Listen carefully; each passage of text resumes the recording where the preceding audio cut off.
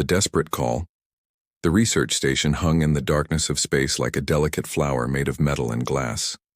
Station Harmony had been the pride of the Velkari Confederation for 30 standard cycles. Its transparent observation domes reflected the purple light of the nearby nebula, creating an effect that many visitors called breathtaking. Inside those domes, scientists from across the Velkari world studied the formation of new stars, recorded cosmic radiation patterns, and dreamed of unlocking the universe's deepest secrets. Administrator Kelvin stood in the central observation deck, his long fingers tracing patterns on the holographic display before him. The Velkari were a gentle species, evolved from grazing herbivores on a world where the harshest predator had been no larger than a small rodent. Their bodies were tall and slender, covered in fine fur that changed colors with their emotions. Currently, Kelvin's fur showed the soft blue of contentment as he reviewed the day's research findings. "Administrator, we've completed the nebula scan," said Dr. Mirana, approaching with her characteristic quiet footsteps. Her fur rippled with excitement, showing streaks of golden yellow. "The data suggests we might have found evidence of exotic matter formation. This could revolutionize our understanding of physics." Kelvin's fur brightened to match hers. The Velkari had been part of the Galactic Coalition for 300 cycles, and in all that time, they had contributed more to science and art than most species managed in millennia. They had no military, no weapons research, no concept of organized violence. Why would they? The coalition maintained peace, and disputes were settled through diplomatic councils and arbitration. "Excellent work, Doctor," Kelvin said warmly. "Prepare a full report for transmission to the homeworlds. This discovery will bring great honor to—" The station shuddered violently. Alarms began shrieking throughout the facility. Kelvin grabbed the console to steady himself as the lights flickered and dimmed. His fur turned pale gray with confusion and fear. "What's happening?" Mirana cried out, her own fur flashing white with terror. Kelvin's fingers flew across the control panel, pulling up external sensors. What he saw made his blood turn cold. 17 ships had emerged from faster-than-light travel at the edge of sensor range. They weren't coalition vessels with their elegant curves and diplomatic markings. These ships were angular, covered in weapon ports and scarred from countless battles. "Pirates," Kelvin whispered, the word feeling foreign on his tongue. The Velkari had words for theft, for dishonesty, but the concept of organized raiders who killed for profit was something they understood only academically. The lead ship was massive, bristling with guns and missile launchers. As Kelvin watched in horror, it fired a warning shot that vaporized one of the station's communication satellites. The message was clear: surrender or be destroyed. "All personnel to the central core," Kelvin ordered, his voice shaking. "Seal the outer sections. Send a distress signal on all coalition frequencies." The station had no shields designed for combat, no weapons, no defenses beyond basic meteor protection. It had been built by a species that believed the universe was fundamentally safe, that civilization meant the end of violence. The Velkari were about to learn how wrong they had been. The pirate fleet moved closer, and Kelvin could see smaller attack craft launching from the main ships. They would board the station, take everything valuable, and likely kill everyone aboard to eliminate witnesses. The Velkari had studied history, knew that such things happened in the lawless regions of space, but it had always seemed impossibly distant from their peaceful lives. Kelvin's assistant, a young researcher named Tobin, rushed into the observation deck. His fur was completely white with panic. "Administrator, the distress signal is broadcasting, but the nearest coalition patrol is 6 days away. The Dracorian Empire acknowledges our call but says their fleet is engaged elsewhere. The Menarthian Consortium offers their sympathies but states they cannot risk their ships against such numbers. 6 days. They had perhaps 6 hours before the pirates breached the central core." Kelvin felt his legs weaken and he sank into his chair. Around him, researchers and technicians were gathering, looking to him for answers he didn't have. Some were crying, their fur displaying the pure white of absolute terror. Others stood in shocked silence, unable to process what was happening. "Keep broadcasting," Kelvin said quietly. "Someone must hear us. Someone must care." The distress signal pulsed outward at faster-than-light speed, carrying a simple message in a dozen languages. "This is Research Station Harmony. We are under attack by hostile forces. We have no defenses. We have 347 scientists aboard, including 62 young students. Please, anyone who can hear this, we need help. We need help now. The signal reached the Pelarian Union, whose military committee convened an emergency session and voted to express strong condemnation of piracy while declining to send ships. It reached the Karathi Federation, whose defense coordinator noted the station's location was outside their sphere of responsibility. It reached a dozen civilizations, and from each came the same response: sympathy, regret, and ultimately nothing. The signal traveled onward, crossing into a region of space that most coalition species carefully avoided. A quarantine zone, they called it, though it had been established not to contain a disease but a species. The signal entered human space, and for the first time in 50 years, humanity heard a call for help from the galaxy that had rejected them. Admiral Marcus Chen was reviewing supply requisitions when Lieutenant Sarah Parker burst into his office aboard the orbital command station above Earth. Her normally composed face showed unusual urgency. "Sir, we've received a distress call. Coalition frequency. They're under attack." Marcus stood immediately, his military training overriding the surprise. Humanity had been isolated for 5 decades. Their offer of friendship and alliance met with fear and suspicion. The coalition had looked at human history, at the wars and conflicts and violence, and decided that humanity was too dangerous to be part of civilized space. It had hurt deeply, but humans had adapted, built their own networks, explored their own systems. "Show me," Marcus ordered, following Sarah to the command center. The distress call played on the main screen. Marcus watched the desperate plea, saw the specifications of the attacking fleet, and studied the tactical data. The Velkari were a species humanity knew only from restricted files. Peaceful, scientific, completely unprepared for violence. They were going to die while coalition species debated and delayed. "Response time?" Marcus asked his tactical officer. "We can have a battle group there in 4 hours, sir. But Admiral, this could be a trap. The coalition made it clear they don't want our involvement. If we cross into their space, children are dying right now." Marcus interrupted, his voice hard. "We didn't join the military to worry about politics. We joined to protect people who can't protect themselves." He turned to face his command staff, seeing the same barely contained fury on their faces that he felt in his chest. Humanity had spent 50 years being told they were monsters, too violent, too dangerous. Now the galaxy was learning what real monsters looked like, and they were begging for the help of the species they'd rejected. "All available ships, immediate launch," Marcus ordered. Battle carrier Indomitable, heavy cruisers Washington and Beijing, destroyers Swift and Relentless, and supporting vessels. "Full marine complement, medical teams, everything we've got. We're going to show them what humans really are."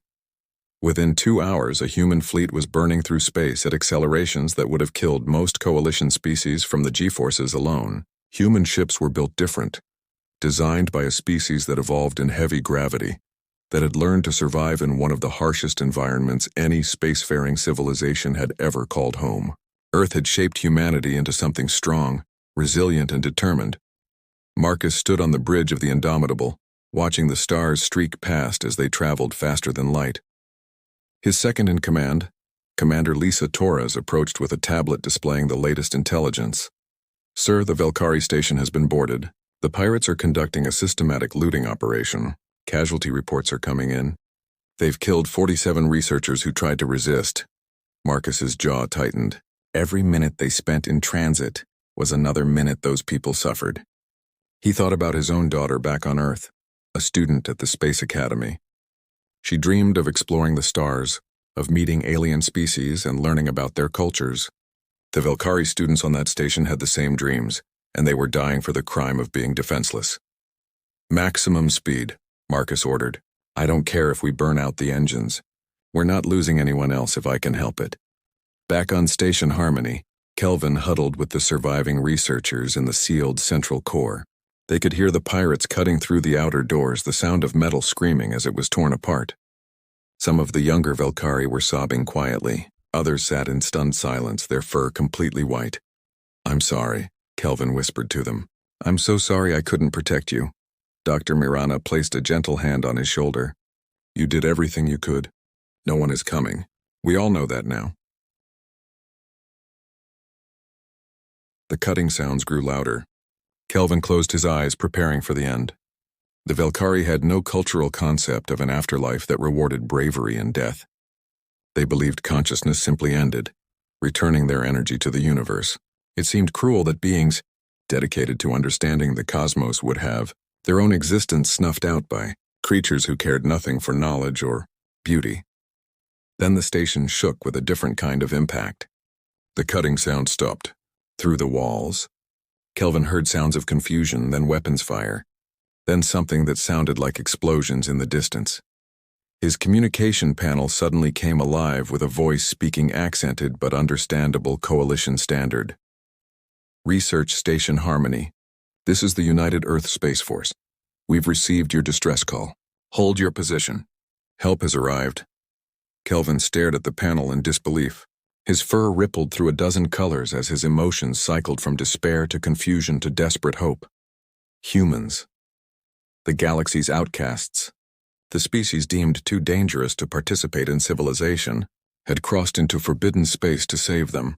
Around him, the Velkari researchers began to stir, hope replacing resignation in their eyes. Outside the sealed core, the sounds of battle intensified. But now it was the pirates who were screaming. Humanity had arrived, and nothing would ever be the same. Thunder from Earth. The pirate commander Vorgath had been celebrating his easy victory when his sensor operator's panicked voice cut through his satisfaction. The Draknor warlord turned from the holographic display showing his forces systematically looting the research station, irritation flashing across his scaled features. Commander, massive energy signatures detected at the system's edge, multiple contacts dropping from faster-than-light travel. Vorgath's mood shifted from annoyance to concern. The Coalition species were predictable cowards who debated endlessly before acting. No reinforcements should arrive for days. He moved to the tactical display, his clawed hands gripping the console as he studied the new contacts. 12 ships had materialized in formation, their energy signatures unlike anything in the Coalition database. These vessels were larger than standard Coalition ships, built with strange proportions that emphasized armor and firepower over the elegant efficiency most species preferred. They moved with aggressive purpose, accelerating at rates that should liquefy any crew inside from gravitational forces. Identify those ships, Vorgath demanded, his voice taking on an edge of uncertainty. The computer worked for several long seconds, cross-referencing every known vessel design in the Galactic database. When the answer finally appeared on screen, it displayed in red warning text. Human Vorgath felt his blood chill. Humans were legends among the pirate clans, stories told to frighten young raiders, a species so violent that the Coalition had quarantined them, so dangerous that entire civilizations feared their involvement in galactic affairs. Vorgath had assumed the stories were exaggerations, myths created to explain why one species had been isolated. They're hailing us. Commander. Vorgath straightened, forcing confidence into his posture. 12 ships against his 17. The numbers favored him, and numbers always told the truth in warfare. Put them through. The face that appeared on his screen belonged to a human male with dark hair graying at the temples and eyes that seemed to look straight through Vorgath's bravado into his soul. The human wore a crisp military uniform, and behind him, Vorgath could see a bridge staffed by dozens of crew members working with disciplined precision. This is Admiral Marcus Chen of the United Earth Space Force, the human said, his voice carrying absolute authority. You are attacking civilians in violation of every standard of civilized conduct. You have 60 seconds to cease all hostile actions, withdraw your boarding parties, and prepare to surrender your vessels. This is your only warning. Vorgath laughed, the sound harsh and grating. You're outnumbered, human. 17 ships to your 12. I've heard the stories about your kind, but numbers don't lie. Turn around and leave, or we'll add your wrecks to our collection. The human's expression didn't change. No anger, no fear, just a cold certainty that made Vorgath's confidence waver. You were warned, Admiral Chen said simply, and the transmission ended. That was when Vorgath made the fatal mistake that would end his career and his life. He gave the order to open fire. The pirate fleet launched a devastating barrage. Hundreds of plasma bolts and missiles streaked across the void toward the human formation. Vorgath watched with satisfaction, certain that no ships could withstand such firepower. The human vessels would be crippled in the opening salvo, and he would capture their technology for study and profit. The human point defense systems activated, and Vorgath's satisfaction turned to disbelief. Rapid-fire kinetic weapons created a wall of metal around each human ship, detonating incoming missiles before they could reach their targets. Laser grids scattered plasma bolts with casual efficiency. The few weapons that penetrated struck armor plating that simply absorbed the damage without compromising the ship's integrity. Then humanity returned fire, and Vorgath understood why the Coalition feared them. The human weapons were called railguns, though Vorgath didn't know that. What he saw was metal projectiles accelerated to a significant fraction of light speed, moving so fast that his sensors barely tracked them before impact. When those projectiles struck, they released kinetic energy equivalent to tactical nuclear weapons. 3 pirate ships vanished in the first salvo. Not disabled, not damaged, simply ceased to exist. One moment they were solid matter on sensors. The next they were expanding clouds of superheated plasma and debris. Vorgath's crew screamed in terror as they watched 300 raiders die in seconds. Return fire. All weapons. Vorgath roared, his previous confidence shattered. His remaining 14 ships unleashed everything they had. The volume of firepower would have overwhelmed any coalition military force, destroyed planetary defense networks, reduced space stations to rubble. The human fleet absorbed it all and kept advancing, their formation never wavering, their targeting never missing. 2 more pirate vessels exploded under the relentless human assault. A 6th had its engines destroyed and went dead in space. A 7th tried to surrender, broadcasting distress signals on all frequencies, only to find itself wrapped in some kind of energy field that locked it in place for later boarding. "They're not trying to destroy us all," Vorgath's tactical officer said, his voice shaking with realization. "They're disabling ships. They want prisoners." The thought terrified Vorgath more than death. He had committed crimes that would see him executed in any civilized court. His crew had murdered civilians, destroyed research facilities, enslaved entire colonies. If the humans took him alive, he would face justice for everything he had done. "All ships scatter," Vorgath ordered desperately. "Break formation and run for the jump points." But human ships were faster, built to operate in Earth's crushing gravity, designed to withstand solar radiation that would kill most species. They could accelerate at rates that defied coalition physics. They ran down fleeing pirates like predators hunting prey. Their movements coordinated with precision that spoke of countless hours of training and absolute discipline. Vorgath watched his fleet disintegrate in real time. His sensors showed something else now. Human marines launching from the carrier ships in armored drop pods. Those pods fell toward the research station like meteorites, completely ignoring the defensive fire his boarding parties threw at them. One of his ground commanders appeared on screen, broadcasting from inside the station. The image showed a human marine who had just breached their position. The armored figure stood over 2 meters tall, encased in powered combat armor that made them look like a walking war machine. As Vorgath watched, 3 of his best warriors opened fire with plasma rifles at point-blank range. The human didn't even slow down. Energy shields absorbed the plasma, and where bolts got through, the armor plating simply withstood the heat. The Marine raised their own weapon, some kind of chemical propellant firearm that seemed primitive until it fired. 3 shots, 3 precise impacts, and all 3 warriors went down with shattered limbs and armor. "Commander, they're not killing us unless we force them to," the ground commander said, his voice filled with terror and confusion. "They're disabling everyone, treating the wounded, protecting the station's civilians. What kind of warriors show mercy to enemies? The kind that fight for something greater than themselves," Vorgath realized with growing dread. "The kind that have honor and discipline instead of greed and cruelty."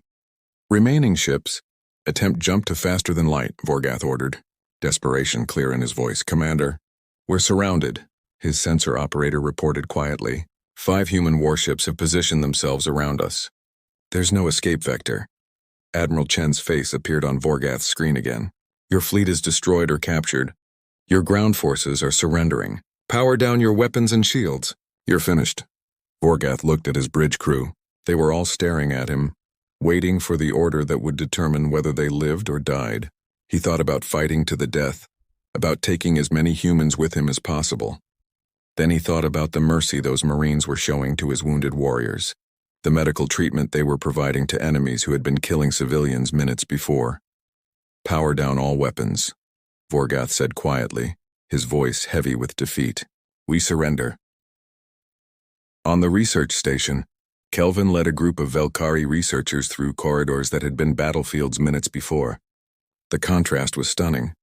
Where pirates had been tearing through doors and terrorizing civilians, human Marines now stood guard with weapons lowered but ready. The humans were enormous by Velkhari standards, their powered armor making them seem like gentle giants despite the obvious destructive capability. A human Marine knelt beside a wounded Velkhari student, carefully applying medical treatment with hands that could crush stone, but moved with precise delicacy. The student's fur showed purple confusion mixed with the blue of returning calm. "You're going to be fine," the Marine said in careful Coalition standard, his accent strange but his tone genuinely caring. "We've got you. You're safe now." Kelvin approached the Marine carefully. Even kneeling, the armored human was nearly at eye level with him. "You came," Kelvin said softly, his fur cycling through colors that expressed emotions he couldn't put into words. "We called and you came." The Marine's helmet retracted, revealing a young human face with dark skin and kind eyes. "Of course we came. That's what humans do. Someone needs help, we answer." "But the Coalition rejected you," Kelvin said, confusion clear in his voice.